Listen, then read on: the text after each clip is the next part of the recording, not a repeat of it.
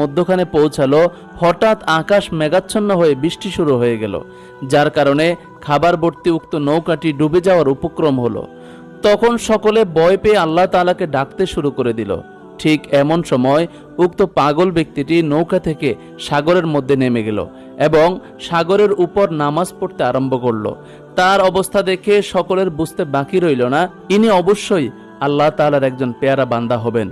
তখন সকল যাত্রীগণ তাকে লক্ষ্য করে বলল, হে আল্লাহর ওলি, আপনি আমাদের নাজাতের জন্য আল্লাহ তাআলার কাছে দোয়া করুন।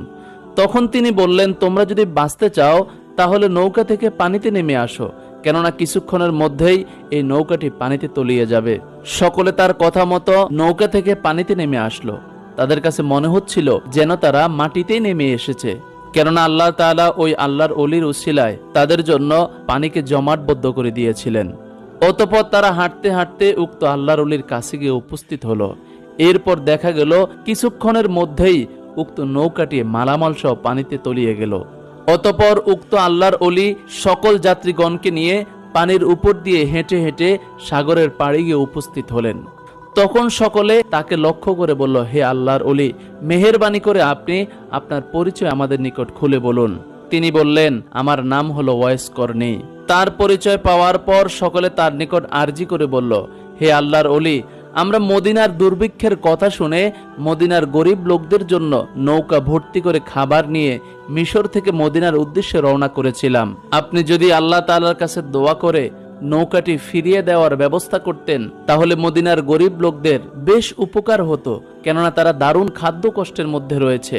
তাদের কথা শুনে হযরত ওয়াইস করনী রহমতুল্লাহি আলাইহি তাদের লক্ষ্য করে বললেন, যদি আল্লাহ তাআলা নৌকাটি ফিরিয়ে দেন তাহলে কি তোমরা মদিনায় যাবে এবং মদিনার গরিব লোকদের মুখে খাবার তুলে দিবে? যাত্রীগণ বললেন, জি, অবশ্যই আমরা মদিনায় যাব এবং মদিনার গরিব লোকদের মুখে খাবার তুলে দেব। তাদের কথা শেষ হতে না হতেই হযরত ওয়াইস করনী রহমতুল্লাহি আলাইহি সিজদায় পড়ে গেলেন এবং 2 রাকাত নামাজ পড়ে আল্লাহ তাআলার কাছে দোয়া করলেন। অতঃপর তাদেরকে লক্ষ্য করে বললেন, তোমরা সাগরের দিকে তাকিয়ে দেখো, এই যে আল্লাহ তাআলা তোমাদের নৌকাকে খাবার সহ ফিরিয়ে দিয়েছেন। হযরত ওয়াইস করনী রহমতুল্লাহি আলাইহির কথা শুনে তারা সাগরের দিকে লক্ষ্য করতেই দেখতে পেল যে তাদের নৌকাটি খাবার সহ সাগরের তলদেশ থেকে ভেসে উঠেছে। নৌকাটি অক্ষত অবস্থায় দেখতে পেয়ে তারা সবাই আল্লাহ তাআলার দরবারে শুকরিয়া আদায় করলো।